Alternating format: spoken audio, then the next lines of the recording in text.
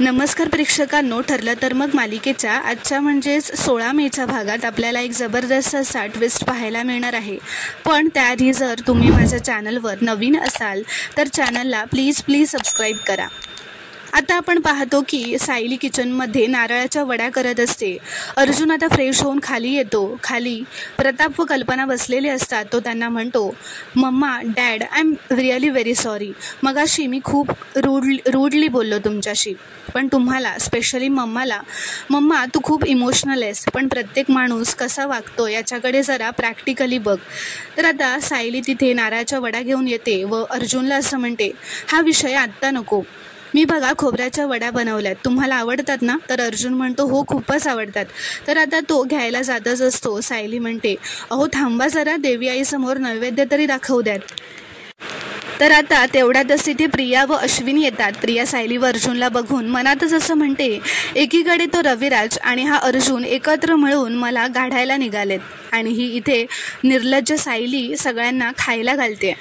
आता प्रिया रागातच पुढे येते व रागातच म्हणते, मुद्दाम करताय ना हे सगळं?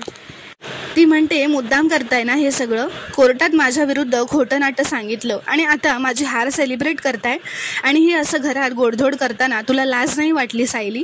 असं म्हणत ती सायलीच्या हातातली ती प्लेट उडवून लावते व खाली पाडते। तर आता प्रताप रागातच उभा राहतो व म्हणतो, तन्वी, ही वागण्याची कुठली पद्धत आहे? तर अश्विन म्हणतो, dad, I am really sorry. ती इतकी का अपसेट आहे हे मी तुम्हाला सांगतो। तर प्रताप म्हणतो, अश्विन, कारण काही असू देत, पण तुला माहिती आहे मी अन्नाचा अपमान खपवून घेत नाही। तन्वी, त्या वड्या ताबडतोब उचल। तर प्रिया रागातच म्हणते, तुम्हाला फक्त माझी चूक दिसते का बाबा? अर्जुनने काय केलंय विचारा ना त्याला। तर अर्जुन म्हणतो, काय केलंय मी?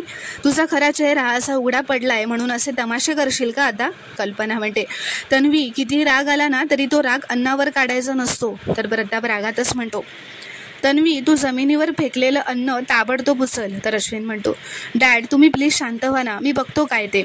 तन्वी, तू प्लीज आज जा। तर प्रियावर त्यालाच असं म्हणते, अरे ही सायली मुद्दाम करते। तर अश्विन प्रियावर चिडतच म्हणतो, तन्वी तू प्लीज आज जा, इथे सगळ्यांचा राग वाढवू नकोस। तर आता तन्वी आत निघून जाते। अश्विन सर्वांना म्हणतो, तन्वीच्या वागण्याबद्दल मी माफी मागतो। तिने 2 वर्षांपूर्वी नकळत जे केलं होतं ते आज तुमच्या समोर आले म्हणून तिचा तोल गेला, पण तिने मला आणि रविराज काकाला सगळं सविस्तर खरं काय ते सांगितलंय आणि मला ते पटलंय सुद्धा। तर अर्जुन म्हणतो, वा, म्हणजे कोर्टात जे काही झालं त्यानंतर ती मुलगी परत खोटं बोलली आणि तुम्हाला ते पटलं सुद्धा? तर अश्विन रागातच म्हणतो, दादा, मला ना या विषयावर तुझ्याशी काही बोलायचंच नाहीये।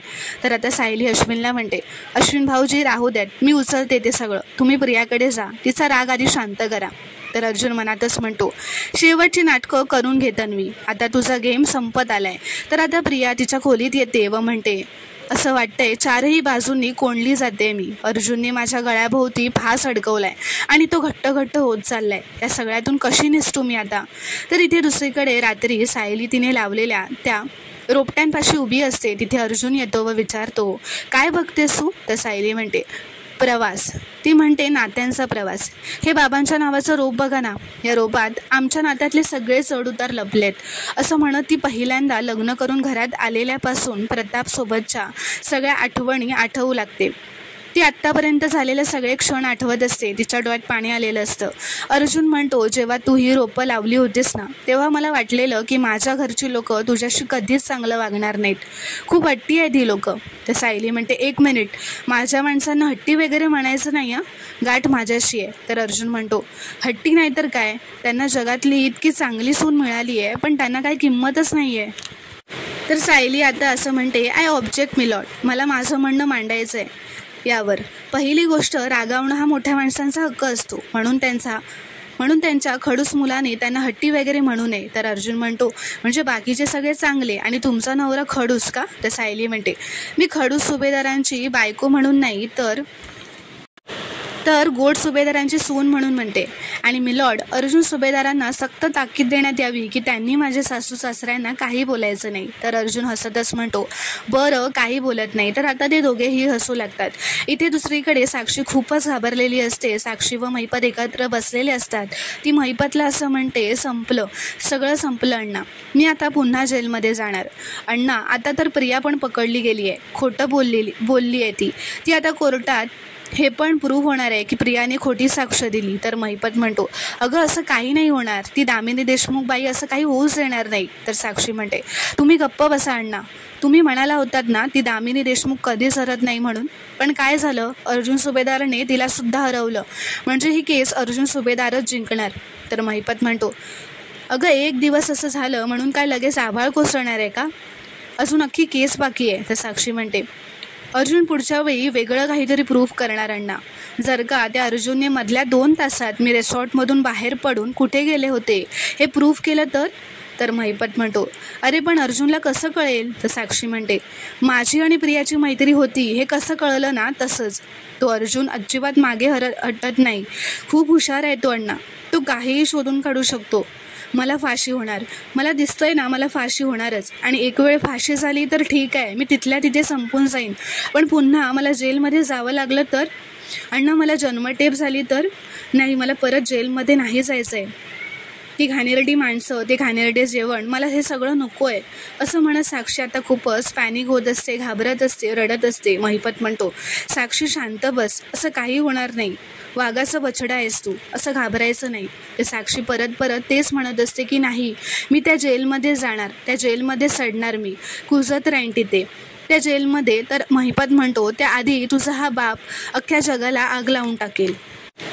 मग त्या आगीत फक्त अर्जुन सुभेदारची फॅमिली नाही, ती दामिनी देशमुख पण जळून राख होईल 113%, असं तो रागातच म्हणतो. तर आता दुसऱ्या दिवशी सकाळी प्रिया तिच्या खोलीत असते, समोर लॅपटॉप उघडून बसलेली असते व समोर खूप काही खायला घेऊन बसलेली असते व खातच असते व म्हणते, सकाळपासून शॉपिंग केलेला 6वा ड्रेस आहे माझा.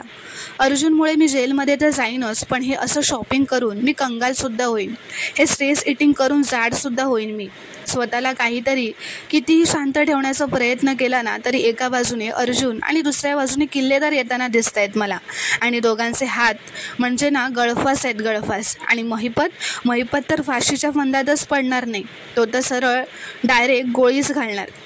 नाही, मी अर्जुन, महिपत, किल्लेदार यांच्या हाताला लागणारच नाही. मी खोटं बोलले हे कळायच्या आतच इथून पळून जाईन. पण कुठे पळून जाऊ, देशाच्या बाहेरच जाते, देश सोडून जाते, असं ती आता खूपच घाबरत खातच म्हणत असते. तर आता पुढील भागात आपण पाहणार आहोत की मधुभाऊ अर्जुनला असं म्हणतात, जावई बापू, 1 रुपयाचा खर्च झाला ना तरी तो मी डायरीत लिहून ठेवायचो. तर अर्जुन विचारतो, जेव्हा विलासने तुम्हाला पैसे दिले होते ठेवण्यासाठी, म्हणजे तेही तुम्ही लिहून ठेवलंच असेल ना. तर मधुभाऊ म्हणतात, अर्थातच.